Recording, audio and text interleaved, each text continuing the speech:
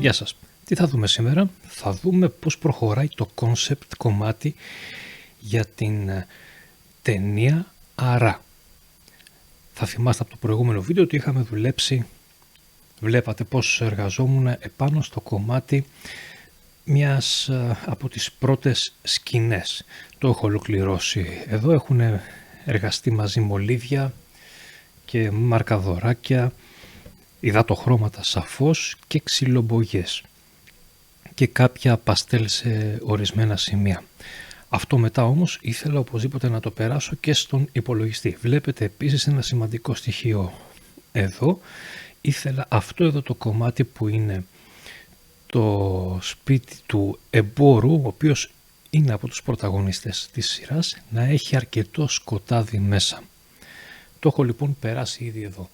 Όμως κατόπιν ήθελα να το επεξεργαστώ όλο αυτό το κομμάτι στον υπολογιστή. Και πώς έγινε αυτό? Αυτό λοιπόν εδώ το έργο το επεξεργάστηκα κατόπιν στο Affinity. Και εδώ βλέπετε τη δουλειά που έγινε στο Affinity. Βλέπετε ότι έχουμε ήδη αρκετές διαφοροποιήσεις σε σχέση με το πρωτότυπο. Τι έχει γίνει καταρχήν? Να σας πω τι έχει αλλάξει στα σίγουρα.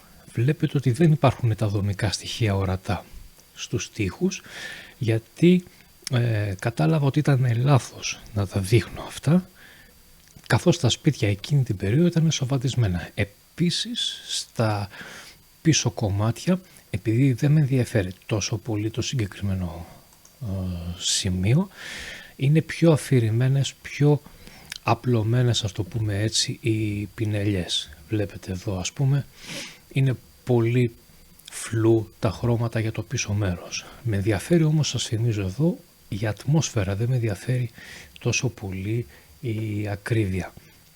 Και μάλιστα έχω ποτίσει και λίγο περισσότερο με μπλε, γιατί αυτό είναι προτιμώ για το σκοτάδι, το κομμάτι μέσα από την πόρτα.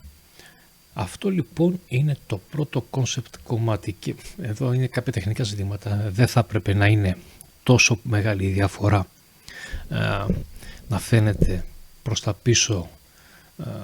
Βλέπετε εδώ αλλάζει κάποια τούβλα, ας το πούμε έτσι, που φαινόντουσαν από πίσω με το ζουμάρισμα χάνονται. Αυτό είναι θέμα ενδεχομένως του Affinity, το οποίο όμως είναι ένα πάρα πολύ ωραίο δωρεάν εργαλείο ή free εργαλείο αν προτιμάτε.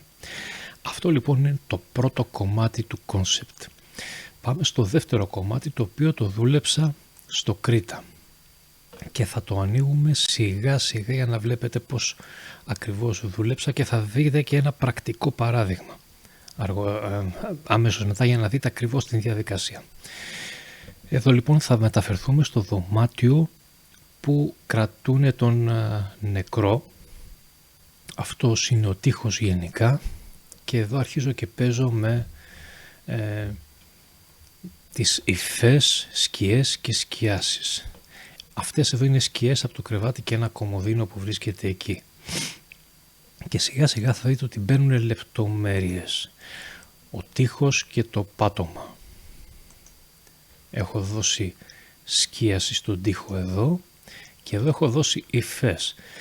Είναι κιόλας, θα δείτε ποιο εργαλείο προτιμώ για τις υφές αυτές. Γενικά το χρησιμοποιώ πάρα πολύ το συγκεκριμένο εργαλείο. Θα το δούμε λοιπόν αργότερα στο πρακτικό παράδειγμα.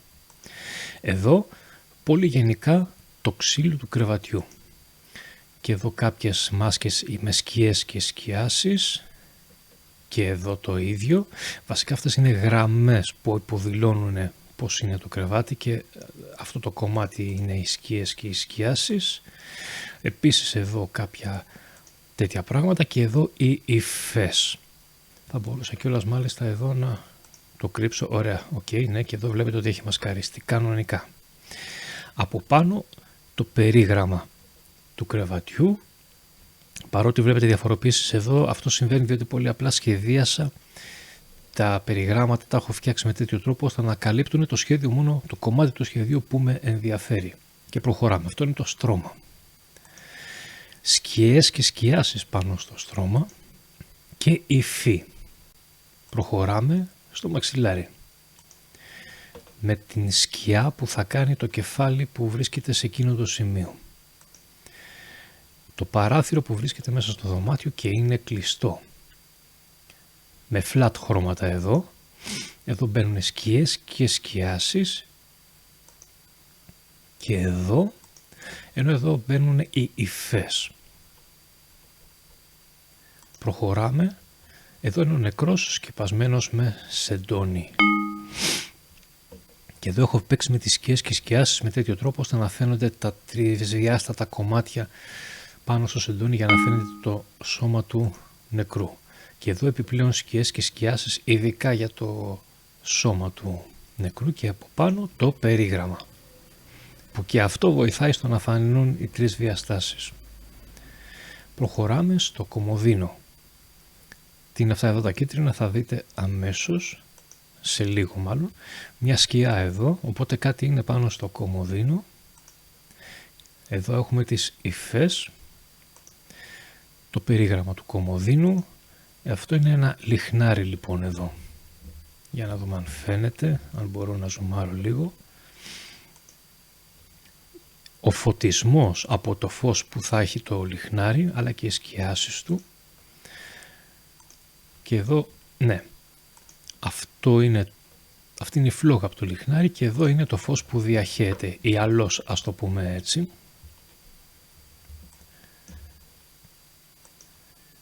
Και το περίγραμμα του λιχναριού και τώρα πάμε στα ενδιαφέροντα πράγματα. Εδώ δίνω πιο καθαρά την ατμόσφαιρα που θέλω να υπάρξει. Σκοτεινό δωμάτιο, ακόμα πιο σκοτεινή αυτή η πλευρά γιατί από εδώ υπάρχει το φως του λιχναριού, ας το πούμε έτσι, και ενδεχομένως από κάποια πόρτα που ανοίγει αυτός ο τοίχος είναι πολύ πιο σκοτεινός. Και έτσι δημιουργώ την ατμόσφαιρα που θέλω για αυτή τη σκηνή. Πάλι δεν με ενδιαφέρουν τόσο οι λεπτομέρειες, με ενδιαφέρει να υπάρχει η απειλητική ατμόσφαιρα. Και τώρα θα σας δείξω κιόλας ακριβώς πώς κάνουμε τις σκιές και τις σκιάσεις στο μόχο για αυτά τα πράγματα. Ας πούμε ότι το κύριο μας αντικείμενο, θα το κάνω με ποντίκι τώρα, οπότε δείξτε λίγη κατανόηση. Το κύριο αντικείμενο είναι αυτό εδώ. Θα σας δείξω πώς κάνω εγώ τις σκιές και τις σκιάσεις. Κάνω δεξί κλικ επάνω στο layer, group, quick clipping group. Και τώρα μας έχει βάλει αυτό το που σχεδιάσαμε σε έναν φάκελο, ο οποίος είναι φάκελος μάσκας. Από πάνω υπάρχει ήδη ένα έτοιμο πεδίο, ένα έτοιμο layer για μάσκα, οπότε μπορώ να βάλω από τη μια μεριά, ας πούμε από εδώ, μια σκίαση, επιλέγω αυτόν εδώ τον αερογράφο εγώ συνήθως για τις σκιάσεις και να κάνουμε ένα έτσι, και από την άλλη μεριά να δώσω φως κάπου σε αυτό το σημείο. Θέλω όμως να βάλω και υφή, οπότε επιλέγω εδώ και πατάω το plus, μου ανοίγει ένα νέο layer.